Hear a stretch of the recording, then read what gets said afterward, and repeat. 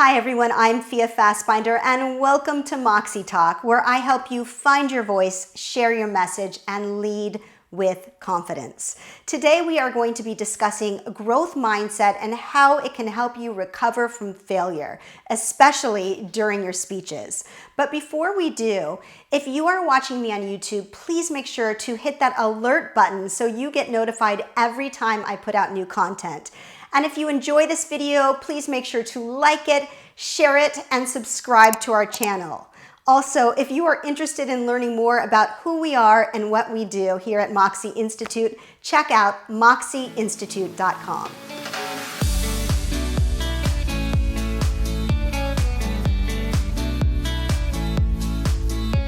As the CEO and founder of a speaker coaching company, I cannot tell you how many times people come up to me and tell me that they suck at public speaking or they're just not natural public speakers.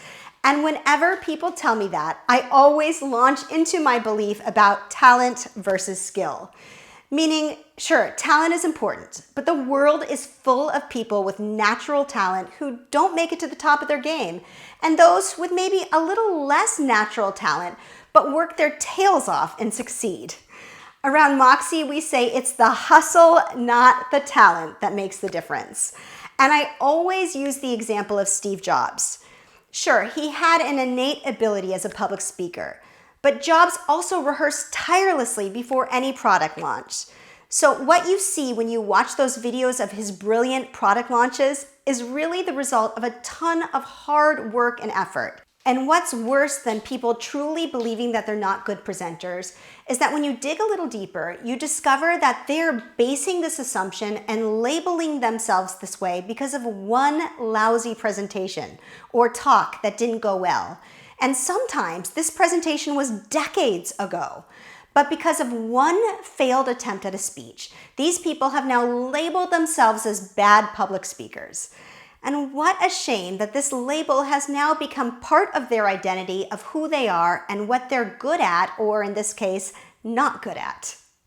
Which leads me to the topic of this video: how to adopt a growth mindset around your public speaking and shed your self-titled label that you've given yourself of being a miserable public speaker or simply someone that hates public speaking. Now, in order to do this, we have to take a good, hard look at the story we've told ourselves for however long we've told it and ask ourselves a few questions. First of all, why are we good at the things we're good at? Is it due to sheer talent, or is it because we put in a lot of hard work and effort into being good at that thing? Most likely, it's a combination of both talent and hard work. And why are we bad at public speaking? Are we really just totally awful at it? Or did we stop trying to improve or stop putting in the work after one failed attempt? And then we really need to ask ourselves how much of our identity as a bad public speaker has been formed by the story we've told ourselves and the label we've given ourselves around being bad at it. And the reason we really need to ask these questions is because the feedback that we give to ourselves about what we're good or bad at has a significantly different impact and effect on our identity and self-esteem than the feedback we give ourselves about the effort we put into being better at something. And simply by changing the feedback we give ourselves to that of a growth mindset, we can significantly improve our self-esteem and the labels we've assigned to ourselves. Meaning, if I can muster up the courage to begin working on my public speaking skills again after a failed attempt at it, and I can marry my self-esteem to the attempts and the efforts to improve and not the end result of a perfect speech, which by the way doesn't exist, then in turn, not only will my self-confidence and self-esteem improve, but my performance will improve also. So simply adopting a growth mindset when it comes to becoming a better speaker is not only a necessary path, it's the only path. Now, many of us have heard of Carol Dweck and her TED Talk and her incredible research and work on growth mindset. And because of the time limits of this video, I'm not going to get too in the weeds with the actual studies that she or any of her colleagues conducted on growth mindset. other than to say that in the first study, there were 3 groups of children asked to take a math test. Group 1 was praised and given feedback on the effort that they put into taking the test. Group 2 was praised and given feedback on their intelligence and their mathematical abilities on the test. And Group 3 was a control group. Now, the group that was given feedback and praise around their efforts, not how smart they were, significantly outperformed the group that was praised for their intelligence. Seems counterintuitive, right? Why did they do better? The study concludes that they outperformed the other 2 groups on subsequent tests because they took risks and attempted more and more difficult problems on the test, because their praise was tied to the effort. So they would still be praised even if they made a mistake.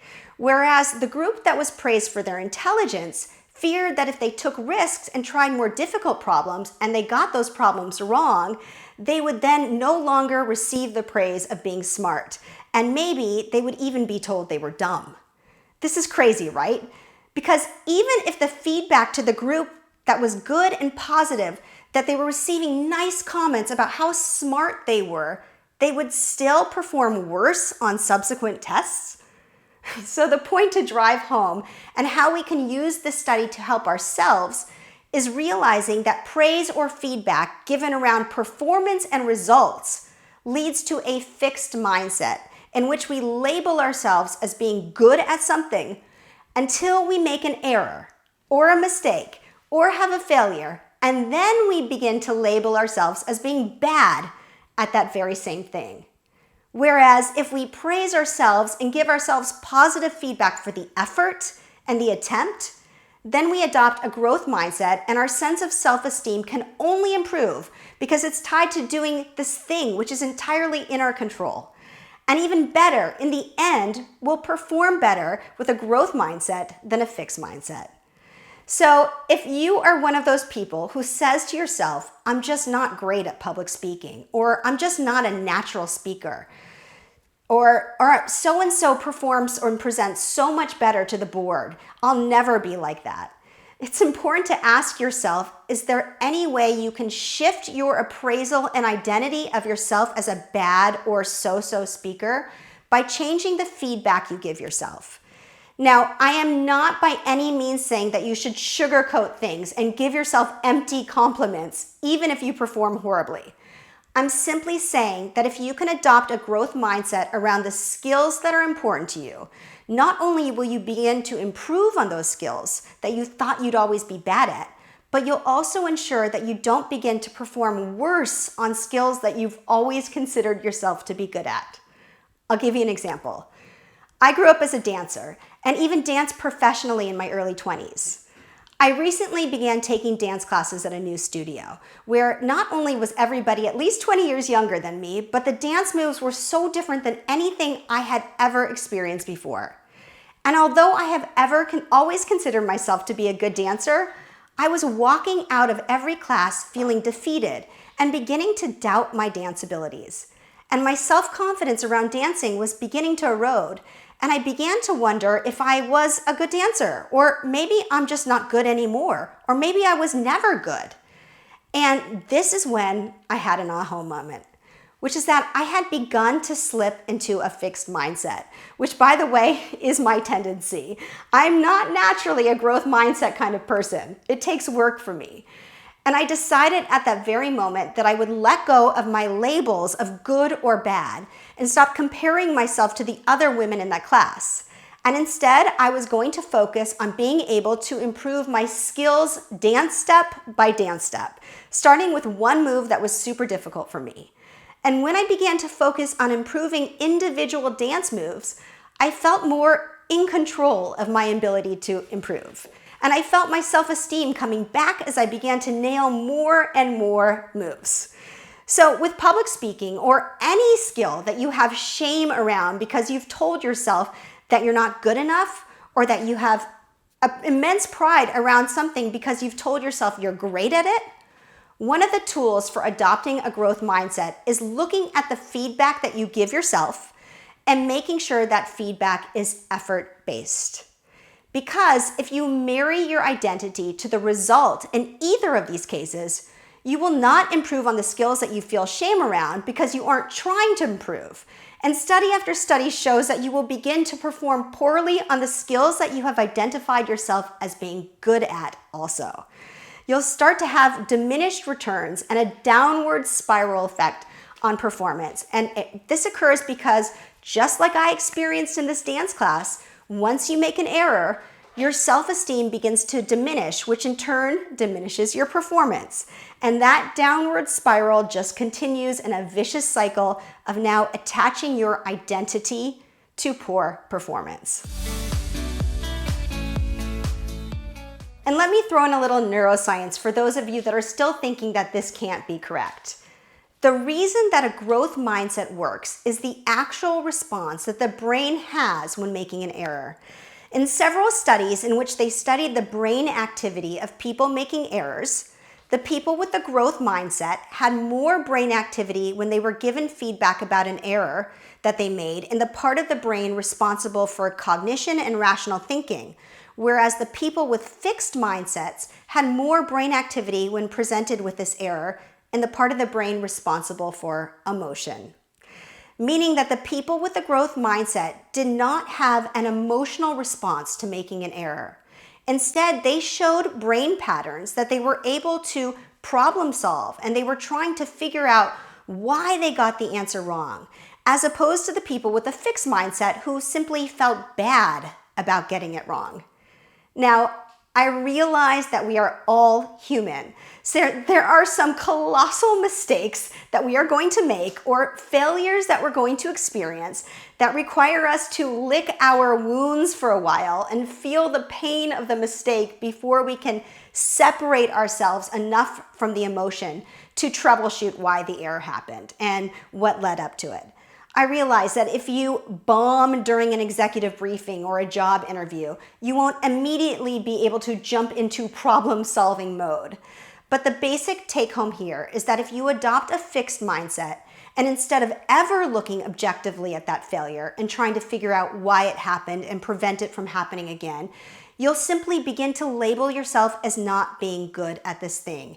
And you will literally stop your progress dead in its tracks. So the next time you decide and say out loud to yourself, "I'm just not a good speaker," I hope you hear my words in your head and steer that ship away from the iceberg of self-loathing before it begins to sink. And you course correct, you steer clear of that iceberg, and you give yourself praise for the effort and objective feedback on the failure. I don't have a magic wand to wave and make you instantly into Steve Jobs. But I do know that adopting a growth mindset with your speaking will get you as close to presenting like Jobs that you can get. Without his turtlenecks, of course. I hope you enjoyed this video, and if you are interested in learning more about how to adopt a growth mindset in your presenting, check out all of our amazing coaching offerings at moxieinstitute.com. Until next time, make sure to live boldly, lead brilliantly, and speak with Moxie.